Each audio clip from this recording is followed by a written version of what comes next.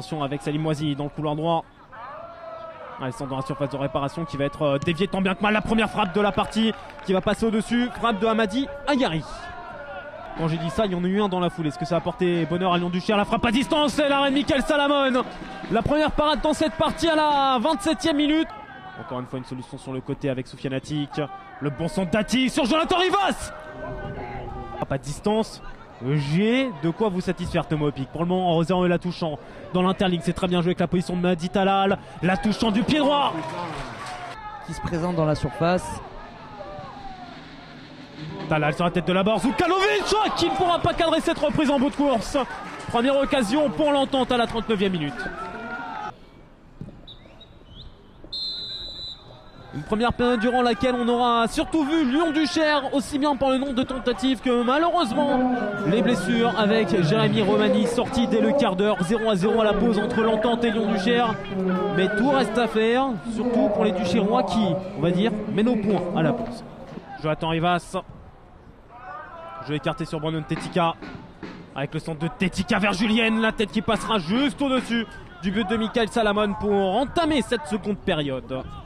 Option rentrante pour Soufiane Atik avec ce mini-mur. J'ai jamais trop compris l'intérêt du mini-mur à cette distance-là. Ça fait 2 joueurs en monde dans la surface et ça se voit puisque ce ballon va revenir dans le pied de Jonathan Rivas. 2 joueurs complètement absents de la surface de réparation. Ça, c'est un vrai cadeau pour Jonathan Rivas. La parade de Salamone dans un premier temps était belle, mais l'intelligence de Rivas fait la différence. 1-0 pour Lyon du Cher à la 52e minute. Ayari, Atik, serré par Capo Silva. Djibi Banor en tour de contrôle avec Jonathan Rivas.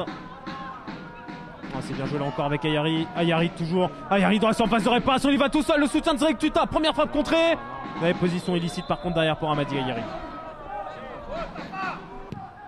Que leur salut viendra. Ouais, il est pas hors jeu par contre là-bas. Faut des drames. Il est pas hors jeu face à Aubois. Quel arrêt de Maxime Aubois. Extraordinaire. L'ancien Lavallois. Et bien gêné pourtant par une douleur à la cuisse. Il va nous sortir cet arrêt incroyable à la 80e minute. Le second ballon quand même avec ce centre renvoyé plein axe par Moisini. Il sera un petit peu juste à Simondia. La frappe quand même. Et encore l'arrêt de Maxime Aubois. 2 arrêts de grande classe en 30 secondes de la part d'Aubois. Et c'est Doremus qui va se frotter à lui dans la foulée.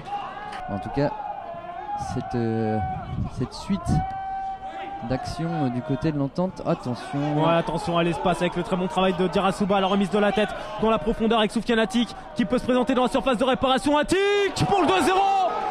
Le numéro de Soufiane Atik qui va permettre à Lyon du Cher d'exploser de joie à la 82e minute. Et heureusement qu'avec Maxime Aubois, il y a justement 2 minutes pour pouvoir faire la différence dans cette partie. Car si Atik va au but, c'est aussi parce qu'Aubois en a sauvé. Corner numéro 5 de la rencontre pour l'entente Sanois Saint-Gratien. Vent favorable d'ailleurs à l'entente sur ce corner. Il y aura une tête contre son camp qui est quand même claqué pour Maxime Aubois. Toute l'équipe de la Duchère est redescendue pour défendre. Sur ce coup franc frappé par Simondia, position de hors-jeu.